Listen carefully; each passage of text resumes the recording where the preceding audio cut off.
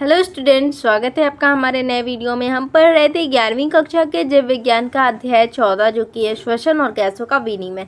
हमने इसका 15 lectures complete कर लिया था।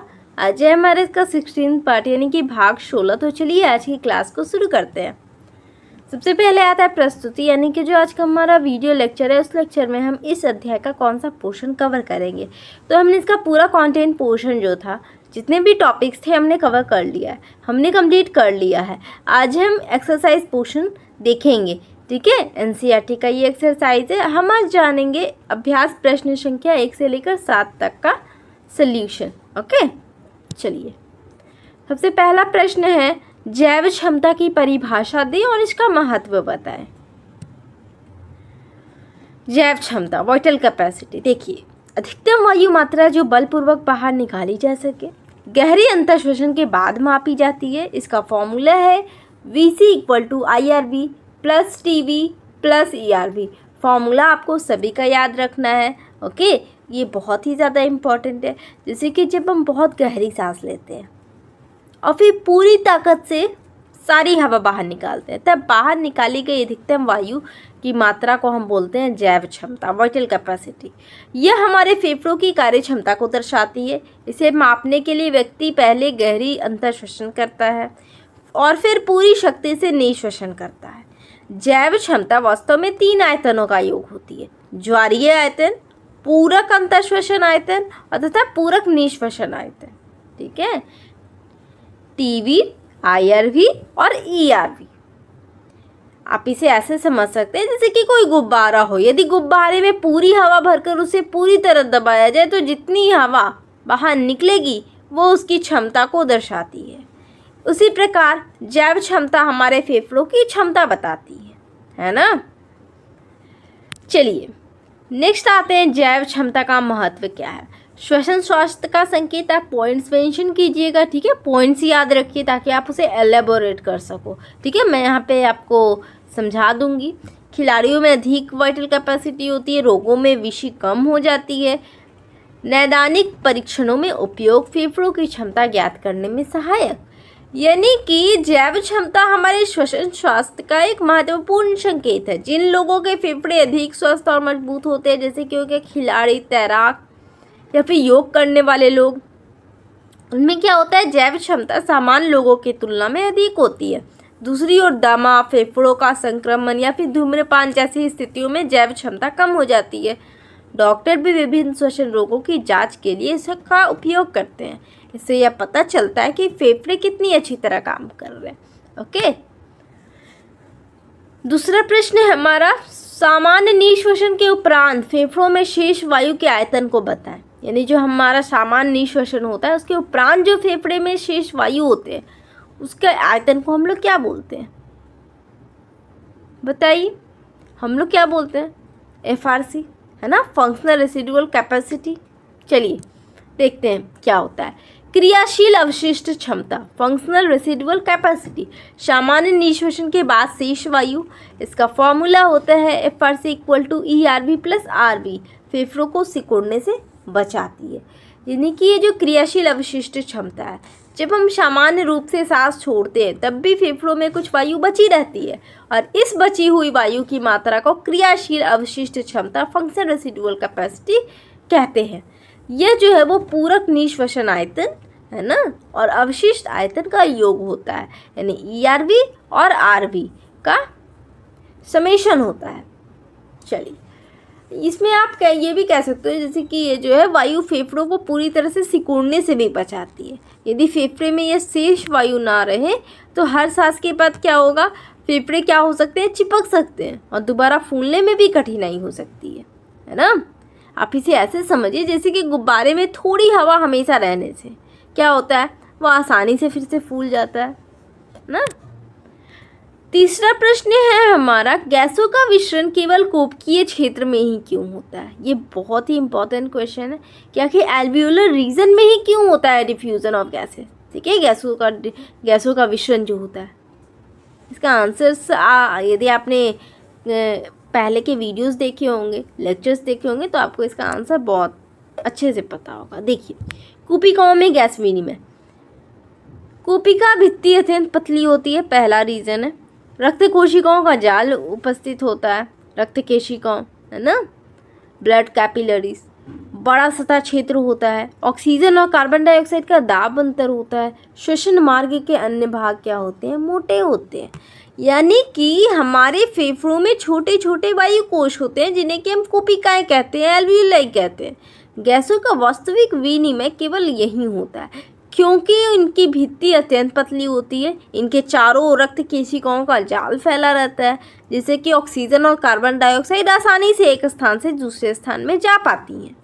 कोशिकाओं का सतह क्षेत्र बहुत बड़ा होता है, इसलिए अधिक मात्रा में गैसों का आदान प्रदान संभव हो पाता है। और यहाँ ऑक्सीजन का दाब अधिक, ठीक है, और रक्त में कम होता है, इसलिए ऑक्सीजन रक्त में प्रवेश करती है। वही हम बात करें कार्बन डाइऑक्साइड की, तो इसी प्रकार रक्त में कार्बन डाइऑक्साइड अधिक होने के कारण वह कोशिकाओं में आ जाती हैं। श्वसन मार्ग के जो अन्य भाग होते हैं जैसे कि हो गया श्वसन नली, ठीक है, ब्रोंकाई, मोटी दीवारी वाले होते हैं, ठीक है, मोटी दीवार होती है उनकी, ठीक है, जो वॉल्स होते हैं वो मोटे होते हैं और वहाँ रक्त केशिकाएँ इतनी अधिक नहीं होती है जितनी कि यहाँ कोशिकाएं में होती हैं, इसलिए वहाँ गैस विनिमय नहीं हो पाता है। आप इसे ऐसे समझिए जैसे कि बहुत पतले कपड़े से हवा आसानी से गुजर जाती है ना, लेकिन मोटे कंबल से तो नहीं गुजर पाती है। इसीलिए तो हम लोग उसे ठंडे में यूज़ करते हैं ताकि ठंड ना लगे, हवा ना आए, है ना। चलिए, अब है हमारा चौथा प्रश्न, कार्बन डाइऑक्साइड के परिवहन की मुख्य क्रियाविधि समझाइए। मुख्य क्रियाविधि आप कह सकते हो बाइकार्बोनेट के फॉर्म में होता है कार्बन डाइऑक्साइड का मुख्य जो 70% होता है जो। चलिए ये देखिए, बाइकार्बोनेट के रूप में परिवहन, लगभग 70% कार्बन डाइऑक्साइड बाइकार्बोनेट के रूप में आरबीसी में कार्बोनिक एनहाइड्रेज एंजाइम कार्य करता है। इसका रिएक्शन देख लीजिए आप, एनसीईआरटी का दिया हुआ है। कार्बन डाइऑक्साइड किसके, वाटर के साथ मिलकर इन द प्रेजेंस ऑफ, किसके प्रेजेंस में, कार्बोनिक एनहाइड्रेज के प्रेजेंस में कार्बोनिक एसिड बनाता है ना।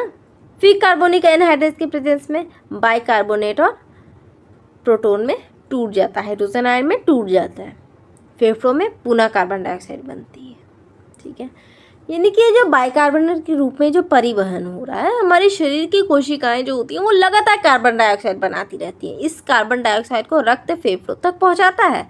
लगभग 70% क्या होता है, कार्बन डाइऑक्साइड रक्त में बाइकार्बोनेट आयन के रूप में परिवाहित होती है।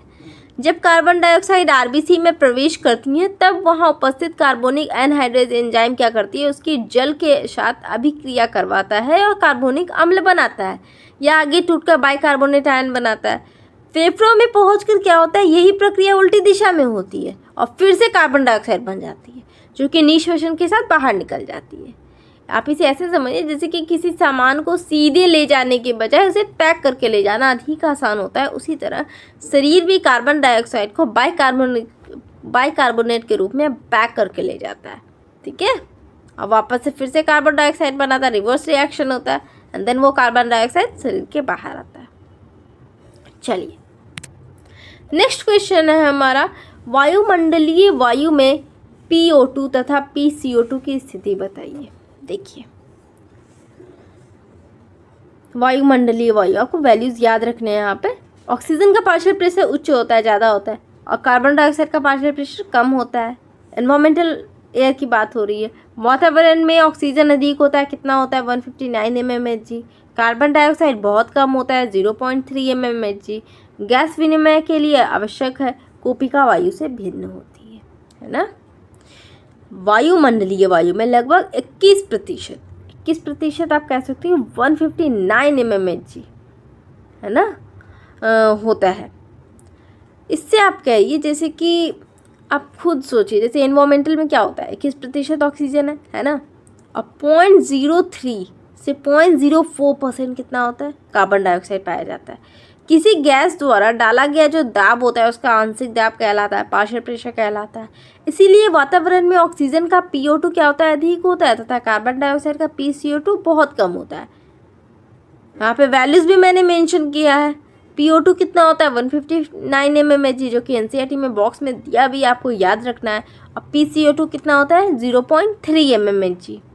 फेफड़ों की कोशिकाओं यानी एल्वियोलाई में पहुँचने पर इन मानों में थोड़ा परिवर्तन हो जाता है क्योंकि वहाँ पर लगातार गैसों का आदान प्रदान होता जाता है, तो कुपिकीय वायु में क्या हो जाता है, PO2 लगभग 104 mmHg हो जाता है और PCO2 कितना हो जाता है, 40 mmHg। तो ये जो दाब अंतर है, प्रेशर ग्रेडियंट है, यही गैसों के विनिमय का मुख्य कारण होता है। अधिक PO2 वाली वायु से ऑक्सीजन मिश्रण यानी डिफ्यूजन होता है। डिफ्यूजन द्वारा क्या होगा, रक्त में प्रवेश करती है, जबकि रक्त में उपस्थित अधिक कार्बन डाइऑक्साइड कुपिकाओं में पहुंचकर बाहर निकल जाती है ना। आप उदाहरण ले सकते हो, जैसे कि कोई पदार्थ अधिक सांद्रता वाले क्षेत्र से कम सांद्रता वाले क्षेत्र की ओर जाता है, वैसे ही गैसें भी अधिक आंशिक दाब से कम आंशिक दाब की ओर गति करती है, और यही सिद्धांत श्वसन में गैसों के आदान प्रदान को संभव बनाता है।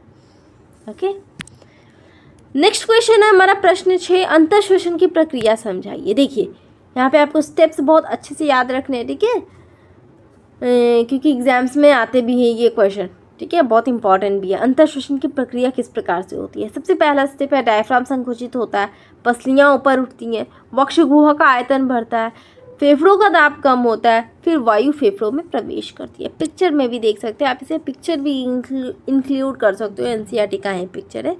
यानी कि अंतर श्वसन इंस्पिरेशन वह प्रक्रिया होती है जिसमें कि वायु जो होती है, ठीक है, जो हम कहते हैं जो वायु होती है वो शरीर के अंदर प्रवेश करती है।